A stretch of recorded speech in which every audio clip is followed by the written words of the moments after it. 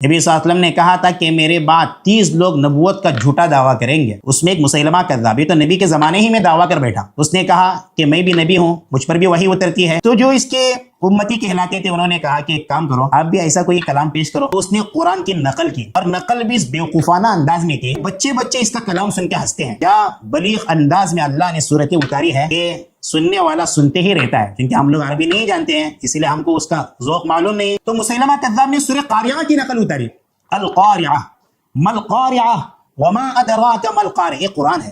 القاریعہ کھڑکھڑانے والی، مل قاریعہ یہ کھڑکھڑانے والی کیا چیز ہے. وما ادراک مل قاریعہ تمہیں پتا ہے یہ کھڑکھڑانے والی کیا چیز ہے. تو اللہ یہاں قیامت کی ہولناکی بیان کر رہا ہے.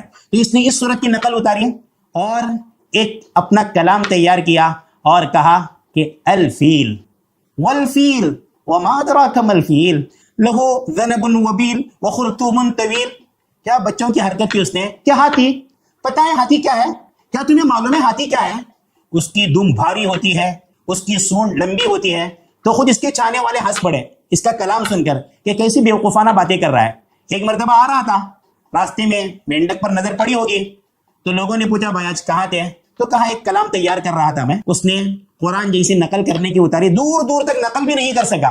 کہا یا زفدع بنت زفدعین نقی ما تنقین اعلاکی فی المائی واسفلکی فی الطین للماء تکدرین وللشارب تمنعین. کیسی بیوقوفانہ باتیں کر رہا ہے. اے مینڈکوں کی بیٹی مینڈک، کتنا آواز نکالنا ہے آواز نکالتے رہے. تیرا اوپری حصہ پانی میں ہے اور تیرا نچلا حصہ مٹی میں ہے. نہ پانی کو تو گدلا کرتی ہے اور نہ پینے والے کو تو روکتی ہے. ایسی بیوقوفانہ باتیں کرتا تھا مسیلمہ کذاب. ایک مرتبہ اس کو گھر سے آنے میں تاخیر ہوئی. اس کے چاہنے والوں نے پوچھا کہ آج کیا بات ہے، تاخیر کیوں ہوئی؟ جھوٹ بولنے لگا. نہیں مجھ پہ وہی اتر رہی تھی، نعوذ باللہ. کہا کہ کیا وہی اتری؟ تو اس کی بیوقوفانہ باتیں سنی ہیں.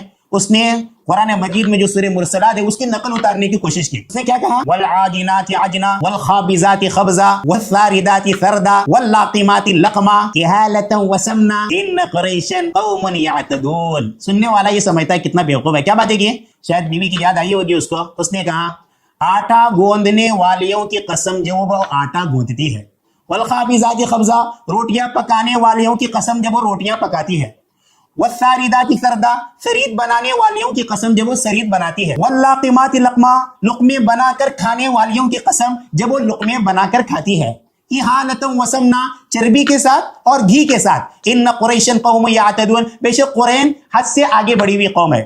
تو باتیں سننے والا ہی جانتا ہے کہ کتنی بیوقوفانہ باتیں کر رہا تھا مسیلمہ کذاب.